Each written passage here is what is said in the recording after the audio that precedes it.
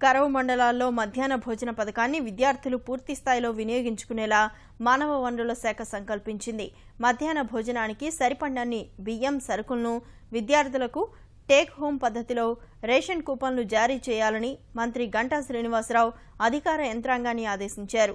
తీవ్ర ఎండల వల్ల విద్యార్థులు మధ్యాహ్న భోజనం కోసం పాఠశాలలకు రాలేకపోతున్నందున విద్యాశాఖ నిర్ణయం తీసుకుంది. 8 జిల్లాల్లో 301 కరువు మండలాల్లోని విద్యార్థులకు వేసవి సెలవులు ఉన్న 42 రోజులకు సరిపడా రేషన్ కూపన్లను పంపిణీ చేయనున్నారు.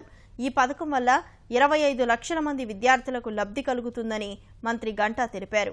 తెలంగాణలో 20 నుంచే వేసవి సెలవులు ఇచ్చినా బడికొస్తా కార్యక్రమంలో భాగంగా సైకిళ్ల పంపిణీ, రేషన్ కూపన్ల పంపిణీ కోసం ఇక్కడ మరో 3 రోజుల పాటు పాఠశాలలు పనిచేయనున్నాయని తెలిపారు.